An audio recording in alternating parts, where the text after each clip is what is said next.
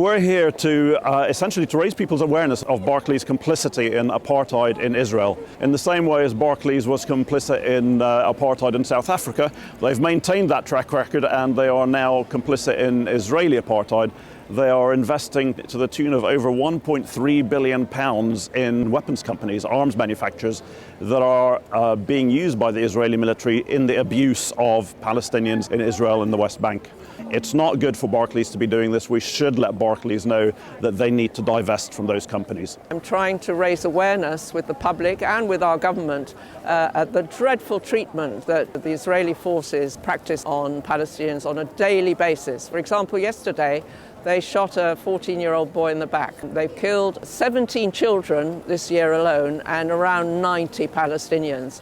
And our government has just signed a trade agreement on Tuesday with the Israeli government, ignoring the human rights abuses that Israel practices. Barclays, who were terrible in South Africa, they were majorly propped up the apartheid regime in South Africa, are now doing exactly the same in Israel, and they have shares and give loans to many companies that sell arms that directly use them against the Palestinian people. We're raising awareness about Palestine and Israel and Barclays investing and sending loans to people to supply bombs to Israel.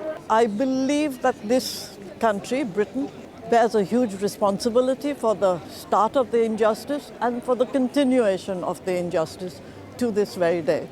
2023 for us will be about not just telling people about what's going on, but also getting them to participate, either by writing to MPs or by joining marches, by joining our website, by becoming members, by actually becoming more and more active in getting the word out about the atrocities that are occurring in Israel. Join a local organisation or join the Palestine Solidarity Campaign. Find out about life for Palestinians, because it is very much curtailed in every way. They don't have the freedoms that we have. Barclays, yes, they were complicit in helping South Africa apartheid, and they're doing the same now, and we want them to stop.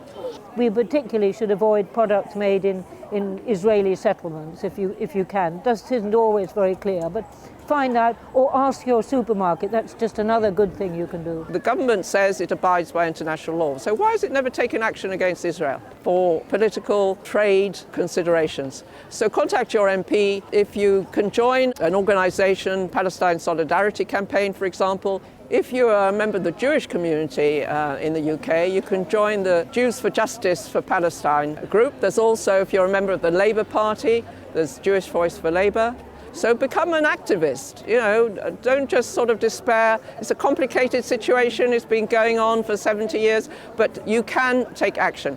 It's really, for me, about getting awareness, because people actually aren't really aware of Palestine in Israel and the fact that it's been named an apartheid regime. What we're trying to do is make people see what's happening, and then they can get involved and in protest and in writing to their MP and getting MPs to talk in Parliament about it, because that's what we need. It's the month of Ramadan, so don't buy Israeli dates, which you'll find in the majority of supermarkets and in your local shops. So that's one way where we can show our solidarity and put some pressure on our government and Israel. I used to stick hundreds of these all over the place. It had an impact. It reminded people, and I hope to do the same thing for Israeli goods. I think the most important thing to do is help raise awareness and just try and help as much as you can. It is at grassroots level where we will make the change.